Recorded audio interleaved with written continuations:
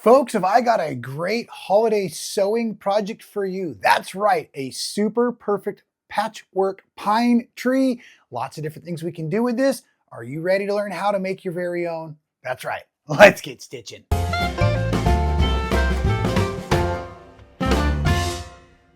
Well, welcome back, quilt makers. My name is Rob Appell from Stitchin Heaven out in Quitman, Texas. Thank you for joining me right here on YouTube for another fun, fantastic tutorial. And yes, years ago, I made this really fun quilt featuring half square triangles and squares to represent pine trees in the forest. And then, of course, had a great time machine quilting it. It's a great one we keep on one of the beds in the guest room, and we just absolutely love it. So here we are getting near the holiday. Regardless of what you celebrate, we are in winter. And so I thought it'd be fun if we just had a real fun, easy project today.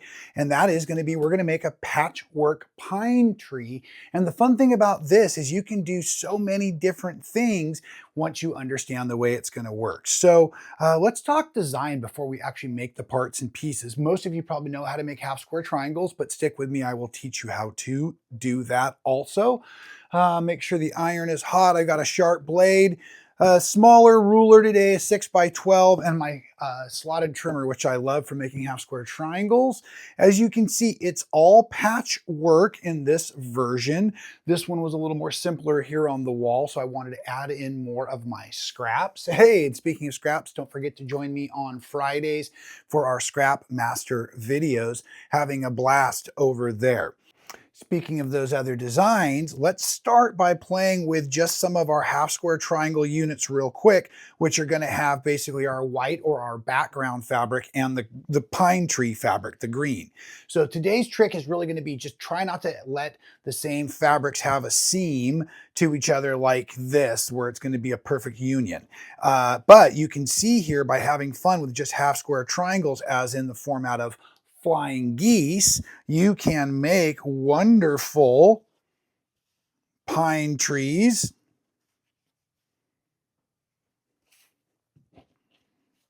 just by making arrows out of our green fabrics. And you can see here again, trying to make sure I just don't use the same fabrics touching in the same orientation. That can become very creative. And if you're going to go on to make a quilt like this, you can obviously join these size trees in with the bigger trees of your forest to have a very fun, more realistic layout. I think it'd be really cool. So basically what we're focusing for today is these squares, these half square triangles are now 3 inches. I started with squares that were 3.5 inches. You should probably draw a diagonal line from center, and we're going to use a 1/4 inch on either side. Now, I've gotten pretty good at this over the years, so I also use my seam guide tape and kind of just the edge of my foot to get me going. I'm going to chain piece these today. Now, I got a head start, so I've got a bunch made, but normally I would chain piece, adding block after block after block. Once you get done with your first series of chain pieces, turn them all around. So we're going to do everything the same all at once today so we don't get distracted with our moves. So once every set of 3.5 inch squares has the seam on it, then I like to actually just use my slotted trimmer or any ruler that's longer than the squares, and I'm going to separate the 2 half square triangles now. Now, because I'm using a slotted trimmer, I am not going to iron first. I'm going to trim first by finding my 3 inch mark here, placing it just above my threads. And then I'm basically trimming now with 2 cuts, all 4 sides. And then I like to just go ahead and use my eyeball to my best to dog ear off those corners. I'll show you that again. The marker just above the thread, trimming, and you notice I'm pulling kind of from the wide side of the ruler up towards the corner. I think that saves your blades. And then again, just dog earing, moving all that out of the way. When you get to your ironing surface, I like the wool mat. I'm going to go ahead and just simply press to the darker of the 2 fabrics. We're not going to really be doing any real nesting, but it's always a good idea, especially if you're using white or a cream, a light color fabric as your background, you want to make sure that you try to keep as much of the seam bleeding through, just visually. It's not going to hurt anything. See, this is what I mean. You can just see the seam more when you get more and more layers of light color fabrics versus right here, you can see I've pressed into the darker fabric. So anyways, let's go ahead and build out our trees. They're so easy to make. And like I said, I'm going to encourage you to make a lot of different kinds of trees, but just working now from 3-inch squares. And then we're going to talk about our special pieces here, and we'll get to the special pieces in a minute. So let's just start. Again, it's like a tree. I want my lighter fabrics near the top and my darker fabrics down the bottom because of the shadows presented by the sunlight floating through those happy little trees, those happy little trees. You knew I couldn't resist doing that, folks. Come on. Now, with this unit, this is actually, it's a 6x6 when we come out down to it. So I don't know what that makes it, a 12, 36 patch. So nonetheless, I'm going to go ahead and start with 2 of my half square triangles. And now I'm going to add in technically 2 on each side of our background fabrics, right? So that's going to make 6 across here. And again, everything's cut at 3 inches. And now the trick is we're not going to line up our seams. We're going to kind of cattywampus or brick wall style, half drop style. So in the odd rows, you're going to just kind of have a piece, right, that's going to have the diagonal kind of running within the design, but not working for the design like the peaks. So then the other rule really is on the outside edges of each row that we're creating of pine, we're going to go ahead and make sure that we have the background fabrics and the green in our half square triangles. So now I have technically 3 half square triangles. Row 1 was 2 half square triangles. Now we're going to basically repeat this formula 4, 5, 4. Stay with me. And basically now we're not going to have to line up our seams, which is great. But as a reminder, I'm going to look for the fabrics. I want to try to make sure that my fabrics aren't really the same fabrics. I don't want to bring in too much of a different look. This is going to be really fun here where I've got the 3 coming across here because now I'm going to be able to use 4 half square triangles.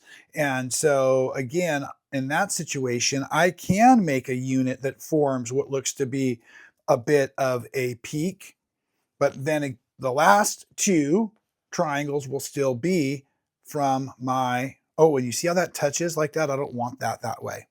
I'd rather have it touch over here if I need to use that, but let's see what other choices I have instead. Let's bring in just a different choice altogether. Oh, and maybe I need to put this choice over here and this choice here. And I like to just put out my half square triangles first and then get into putting in the background pieces. So here was 4, now I need 5. And this is another fun trick I found. You can take a couple of your real light pieces and you see how this is going to make it almost form like another little tree in front. You can almost see how that happened here in this unit as well. Kind of cool. And then we need 1 more dark half square triangle or grouping of half square triangles in here like this. So this is 5 across here. 2, 3, 4, 5, 4. Okay. So then let's just save that for that outside one. I'm going to go ahead and use this one over here. And then I'm going to play off of the brightness of that little unit there. Just choosing different fabrics as I go through. And again, this needs to have 5. 1, 2, 3, 4, 5 half square triangles. Nope, excuse me. 1, 2, 3, 4, 5. There it is. Need to have 4 half square triangles here.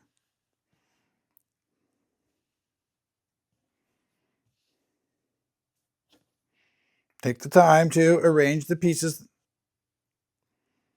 back up. Look at them a little bit so you can see the way the colors come together. Okay. Then in the last row, there are no half square triangles because I want that, stem of the tree what am I looking for? The big stalk of the tree. And so I've cut down some of the early 3.5s into a 3, and that's now a square of like color green, or you could be using a brown would be appropriate there. And then again, this is going to need the background fabric to fill in. So now this row technically has 5 squares. Right now there's 4 squares there. So I'm going to add in 2 more for the 6 up here.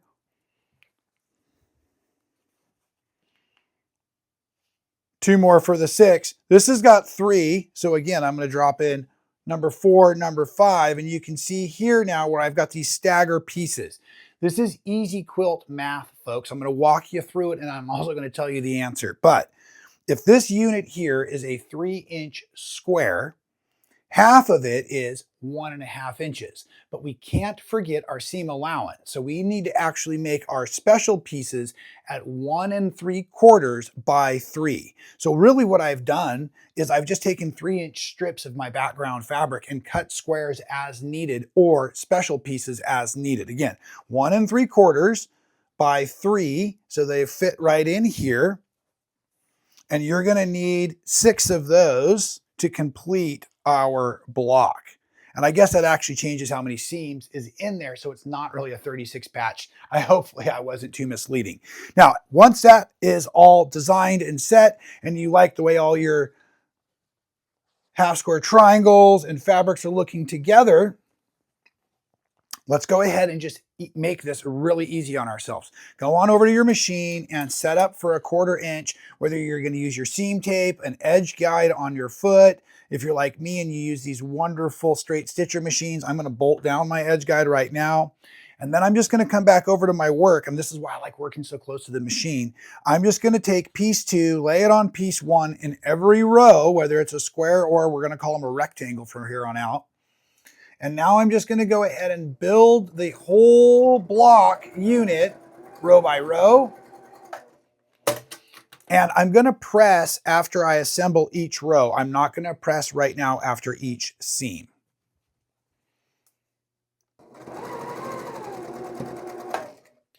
Now, one of my favorite things about this kind of sewing, or this kind of block where I've got these offset patchworks in my rows, is that ironing isn't going to allow for nesting. So we don't have to be too concerned about it really. So I'm just ironing each row as I go, but I can still use the patchwork once I've done a few rows together. So as I go back to line this up, as I flip this down here, if you're carefree like me and you ain't in it to pin it, then you might as well go ahead and just use my seam allowance as I look across to stay on track. As I come over here, still butt up against that 1/4 inch seam guide, and now I'm just going to be stitching. And as I'm stitching, I'm looking over here also with each union to make sure that it all lines up. See that? It's awesome. Perfect. I noticed that early on in playing with the other block. And this is one of the reasons I really encourage us all to be experimenting on our quilting. I think it frees us up a bit, teaches us what can and can't be done, teaches us what some of our limitations are, and again, really encourages us to be creative. And I'm going to encourage you to be creative, and please share your photos. The Sew Well Rob Appell Facebook group, if you'd like to post pictures of your tree projects you're making this wonderful winter season. I'd love to see what you're up to as I continue building out the rest of this awesome block. Folks, thank you for being here with me. Make sure you're subscribed. Make sure you're sharing this video, and the joy of the winter holiday season. Until I see you again, folks, thanks for being here and stay well.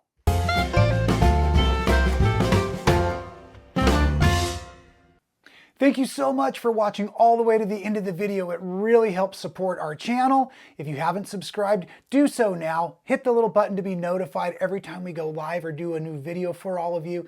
And here's one from the past I think you'll really enjoy.